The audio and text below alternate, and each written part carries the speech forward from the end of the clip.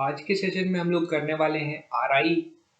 व्यापम ने जो आरआई का एग्जाम लिया था 2017 पे, उसके कुछ छत्तीसगढ़ के क्वेश्चन है। टोटल क्वेश्चन की संख्या जो है वो है 15। हमारे साथ पूरे क्वेश्चन को करते चलिएगा, अपना आकलन करते चलिए और देखते हैं अंत में आपके कितने मार्क्स आते हैं। हमें कमेंट करके जरूर बताइएगा कि आपके 15 में कितने मार्क्स आ रहे हैं। और एक जरूरी इंफॉर्मेशन, एक हमने पोल क्रिएट किया हुआ है, तो उस पोल पे जरूर भाग लें। पोल पे पूछा गया है कि आप कौन से माध्यम से तैयारी कर रहे हैं, इंग्लिश हिंदी, या आप इंग्लिश मीडियम के हैं लेकिन कंटेंट की वजह से हिंदी मीडियम से तैयारी कर रहे हैं। इससे हमें आने वाले सेशन को लेने में काफ़ी ज़्यादा आसानी होगी। तो चलिए फिर आज वाला जो सेशन है उसे शुरू करते हैं और देखते हैं पहला क्वेश्चन क्या है। सबसे पहला क्वेश्चन जो आपसे पूछ रहा है वो है, इस राज्य के निम्नलिखित में से किस स्थान में स्थानीय लोगों ने 1920 में प्रथम सत्याग्रह किया था। ठीक है, ऑप्शन क्या आपके, धमतरी, रुद्री, कंडेल या गट्टासिल्ली।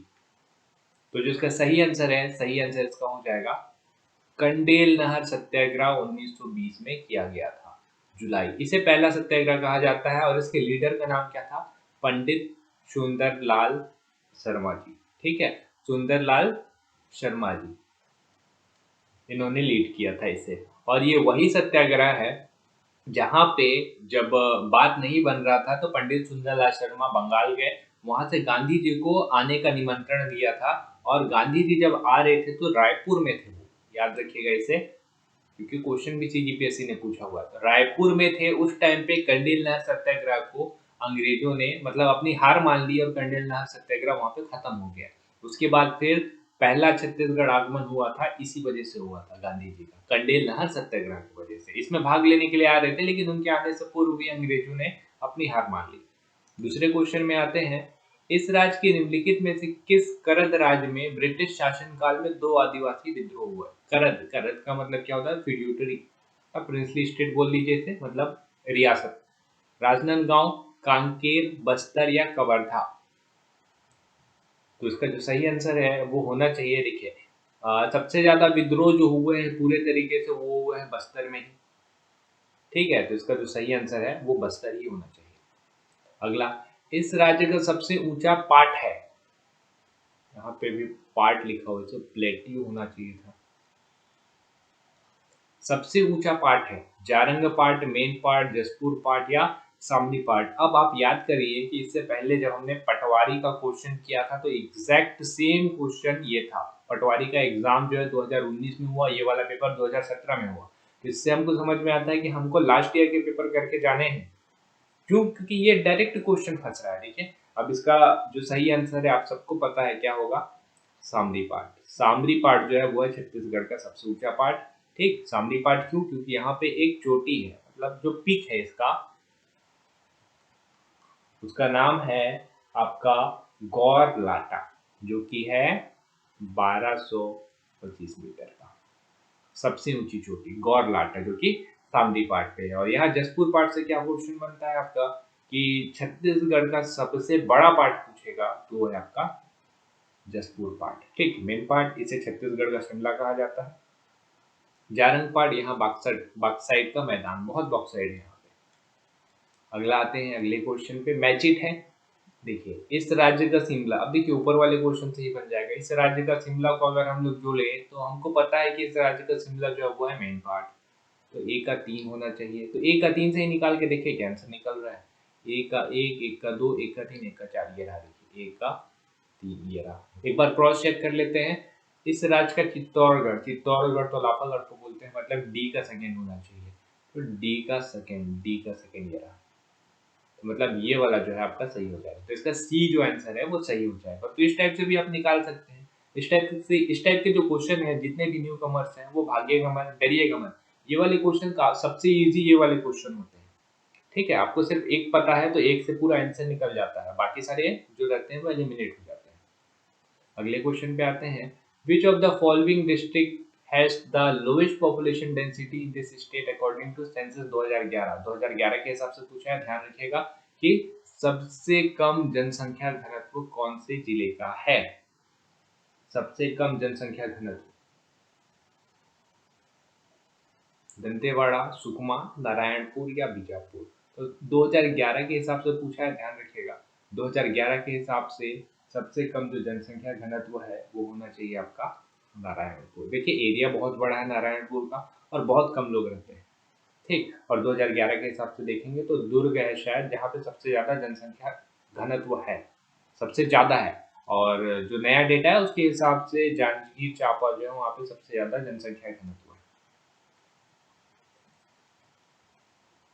भारत में निम्नलिखित में से किस अयस्क उत्पादन में इस राज्य का प्रथम स्थान है? मोस्ट इंपॉर्टेंट क्वेश्चन है। इसको डबल स्टार हम क्यों बना रहे हैं? देखिए ध्यान दीजिए, पहले इसका ऑप्शन देख लीजिए, बना लेते हैं इसे। कैल्कोप्राइट, टिन, हेमेटाइट और बॉक्साइट। तो जिसका सही आंसर है, इसका जो सही आंसर हो जाएगा वो हो जाएगा आपका टिन। 100% उत्पादन जो है छत्तीसगढ़ करता है। लगभग 37% जो है इसका भंडार जो है छत्तीसगढ़ में पाया जाता है, लेकिन और कोई राज्य नहीं है जहाँ पे टिन का उत्पादन होता है। तो 100% जो है छत्तीसगढ़ पे टिन का उत्पादन किया जाता है। अब इस क्वेश्चन को डबल स्टार हमने इस वजह से किया, इस साल के CGPSC प्री पे ये क्वेश्चन आया हुआ है। तो देखिए व्यापम से भी क्वेश्चन आपके CGPSC में आते हैं, तो इस वजह से ये क्वेश्चन को डबल स्टार किया। अब दो क्वेश्चन आपको दिख गए साफ साफ रिपीटेड, तो पिछले साल के क्वेश्चन बनाना बहुत इंपॉर्टेंट है। हेमेटाइट, हेमेटाइट लोहे का एक प्रकार होता है, इसमें हम जो है सेकंड नंबर पे है। पहले नंबर पे जो है वो है उड़ीसा। उड़ीसा पे सबसे ज्यादा लोहे का उत्पादन होता है, प्रोडक्शन होता है, और मिलता भी वहां सबसे ज्यादा है। बॉक्साइट, बॉक्साइट में हम लोग फोर्थ या फिफ्थ नंबर पे, काफी पीछे हैं। अगला, निम्नलिखित में से जिलों की किस जोड़ी में उच्चतम एवं न्यूनतम साक्षरता दर है? ठीक है, साक्षरता दर मतलब समझ रहे हैं क्या होता है? Literacy rate. ठीक है, सबसे ज्यादा साक्षरता दर कहाँ होगा? उच्चतम और न्यूनतम, न्यूनतम बोला है ना। देखिए सबसे ज्यादा साक्षरता दर कहाँ कहाँ हो सकता है, आप एक को लेके चल सकते हैं, रायपुर में हो सकता है, दूसरा दुर्ग में हो सकता है, तीसरा जो है बिलासपुर में हो सकता है।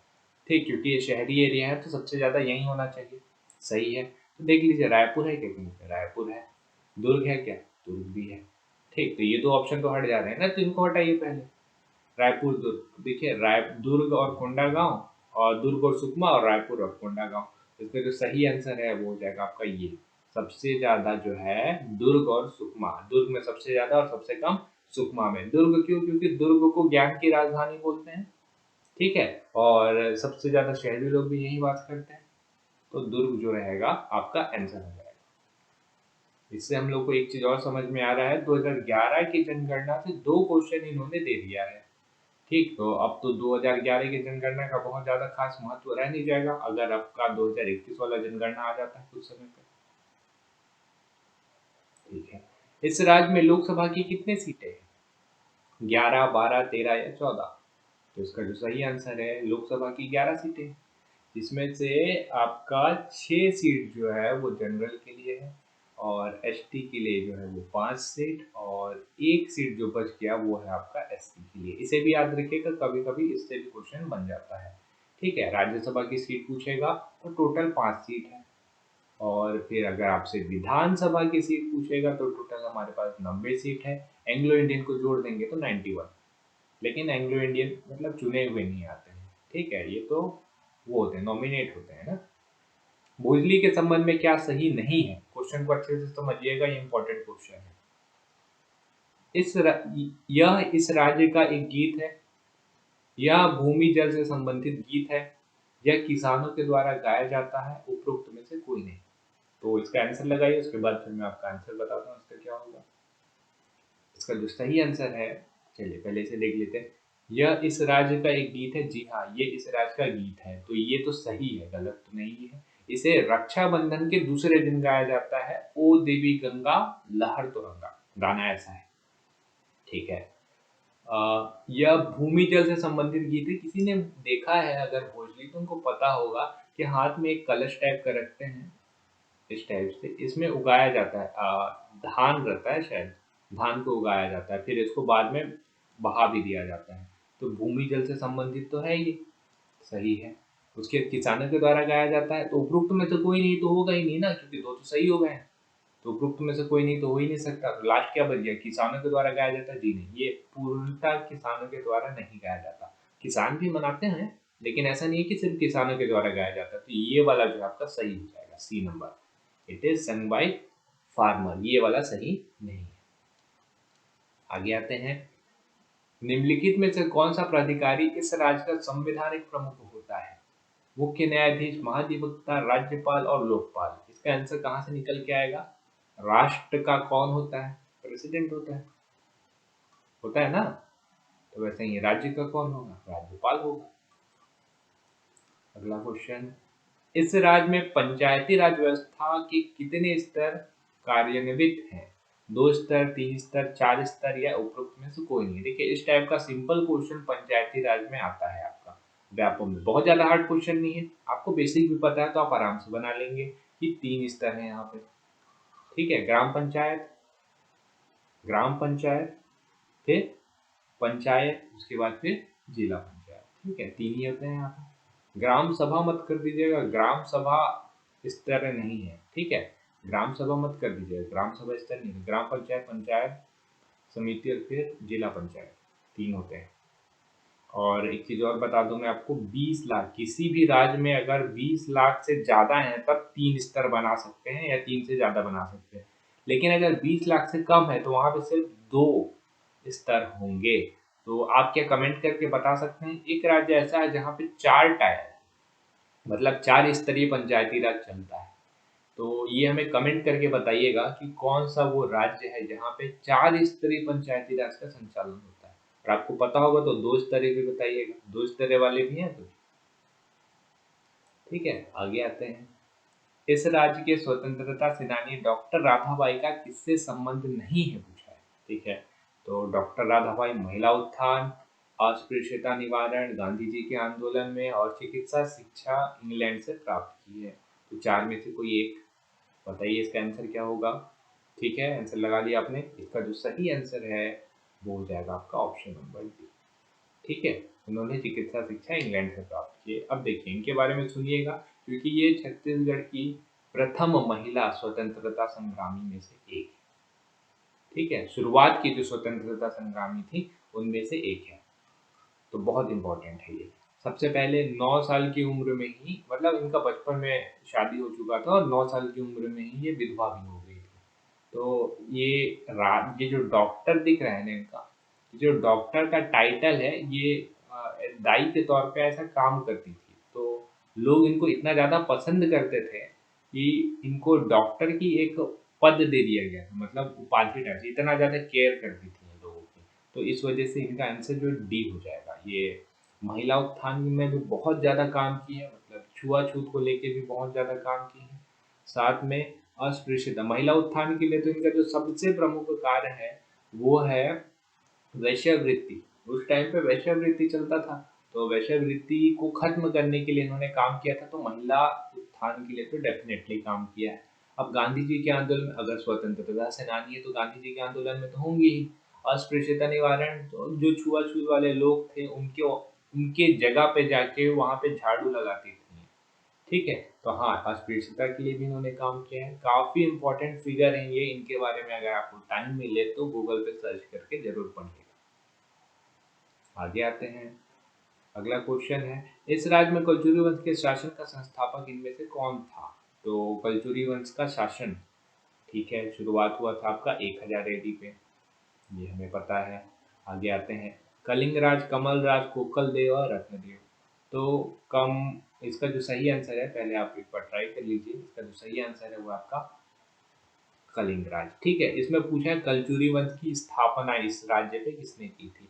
तो कलिंग राज ही आए थे। इससे पहले ऐसा नहीं कि कलचुरियों ने पहली बार आए थे छत्तीसगढ़ पे, ये त्रिपुरी से आके आक्रमण करके जीत चुके थे, लेकिन इन्होंने यहाँ पे राजधानी नहीं बनाई थी।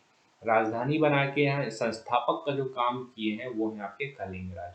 ठीक है, तुमाड़ में राजधानी बनाई थी, उनके बेटे थे आपके कमल राज, और फिर कमल राज के बेटे थे अपने रत्नदेव। कोकल इनका पुत्र था शंकरगढ़, जिन्होंने आक्रमण किया था।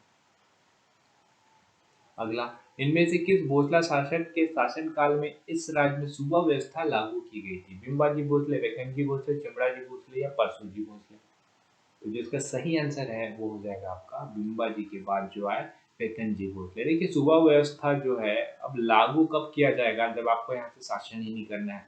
बिम्बाजी भोसले जो प्रत्यक्ष रूप से शासन कर रहे थे, तो बिम्बाजी भोसले तो नहीं होंगे। वेकनजी भोसले ये नागपुर से शासन संभाल रहे थे, और यहाँ पे सूबा व्यवस्था लागू कर दिए थे। एक इम्पोर्टेंट चीज याद रखिएगा, सूबा व्यवस्था में सूबा का जो मुख्यालय होता था वो था आपका रतनपुर, याद रखिएगा, ये इम्पोर्टेंट है। लास्ट क्वेश्चन आज का, निम्नलिखित में से किस वर्ष में इस राज्य में हनुमान सिंह के नेतृत्व में सिपाही विद्रोह हुआ? 1855, 1856, 1857, 1858। तो जो थोड़ा सा भी पढ़े हैं वो इस दो ऑप्शन को तो एलिमिनेट कर लेंगे। 1855 और 56 में तो होगा ही नहीं, क्योंकि 1857 की क्रांति के आसपास हुआ था ये। तो अब या 57 होगा या 58 होगा। तो जिसका सही आंसर है, ध्यान रखिएगा, उसका सही आंसर जो है वो है डी, 1858। कैसे? देखिए, 1857 की क्रांति जब मेरठ से शुरू हुई थी तो उसकी आग की लपटें जो है पूरे भारतवर्ष में फैल चुकी थी। चलिए, सही है। अब यहाँ पे भी आंदोलन देखने को मिले थे अलग जगह से।